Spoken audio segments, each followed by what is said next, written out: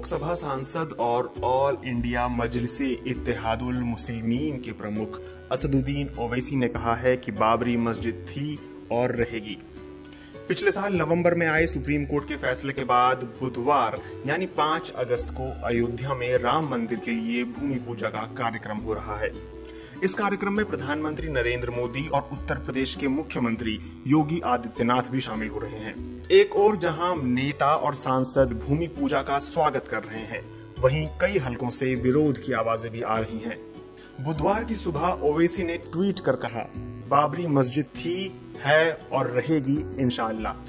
उन्होंने अपने ट्वीट में हैशटैग बाबरी जिंदा है का इस्तेमाल भी किया। कुछ दिन पहले ओवैसी ने पीएम मोदी के अयोध्या जाने पर भी सवाल उठाए थे। प्रधानमंत्री वजीर आजम नरेंद्र मोदी उस फंक्शन में वो शिरकत ना करें, इसलिए कि वो फंक्शन जो होने जा रहा है उसमें अगर वो बहैसियत प्राइम मिनिस्टर प्रधानमंत्री शिरकत करेंगे तो देश को एक मैसेज जाएगा कि प्रधानमंत्री एक फेथ के मानने वालों को सपोर्ट कर रहे हैं।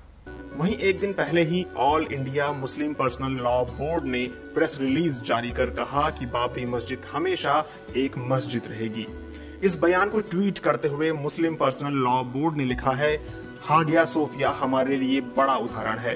अन्यायपूर्ण, दमनकारी, शर्मनाक तरीके से जमीन पर अधिकार करना और बहुसंख्यक के तुष्टीकरण वाले फैसले से इसका दर्जा बदला नहीं जा सकता। दिल तोड़ने की जरूरत नहीं, स्थितियां हमेशा के लिए एक जैसी नहीं रहती हैं। हालांकि all India Muslim Personal Law board की ओर से बाबरी मस्जिद की तुलना हागिया सोफिया से करने को लेकर सोशल मीडिया पर आलोचना भी हो रही है। लोग बोर्ड के बयान को सुप्रीम कोर्ट की अवमानना भी बता रहे हैं। कुछ दिन पहले ही तुर्की के राष्ट्रपति रेसिप तैयब अर्दोआन ने इस्तांबुल में ऐतिहासिक हागिया सोफिया को मस्जिद में बदलने का ऐलान किया था।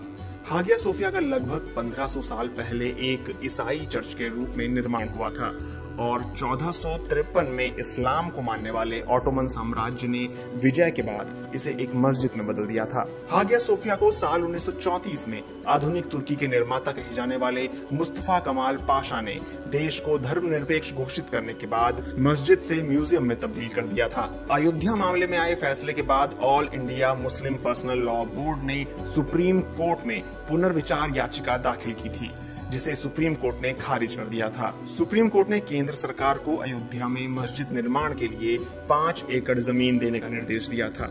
हालांकि मुस्लिम पर्सनल लॉ बोर्ड ने कहा था कि वो अयोध्या में मस्जिद के लिए अलग से जमीन स्वीकार नहीं करेगा। 6 दिसंबर 1992 को बाबरी मस्जिद गिरा दी गई थी। इसके बाद देश में कई जगह सांप्रदायिक हिंसा भड़क गई थी और करीब 2000 लोग मारे गए थे। अयोध्या में राम मंदिर आंदोलन से जुड़े लोगों का दावा था कि बाबरी मस्जिद राम मंदिर को तोड़कर बनाई गई थी और यहीं पर राम का जन्म हुआ था। पिछले साल नवंबर में सुप्रीम कोर्ट के तत्कालीन मुख्य न्यायाधीश रंजन गोगोई की अध्यक्षता में 5 सदस्यीय खंडपीठ ने रामलला को जमीन देने का फैसला किया था। सुप्रीम कोर्ट ने सरकार से राम मंदिर निर्माण के लिए एक ट्रस्ट का गठन करने का निर्देश दिया था। साथ ही मस्जिद के लिए अयोध्या में कहीं और 5 एकड़ जमीन देने का आदेश भी दिया था। इस बीच CPI-ML ने 5 अगस्त को विरोध दिवस मनाने की बात कही है। पार्टी ने एक बयान जारी करके कहा है कि प्रधानमंत्री नरेंद्र मोदी एक धार्मिक समारोह का इस्तेमाल राजनीतिक मंच के रूप में कर रहे हैं।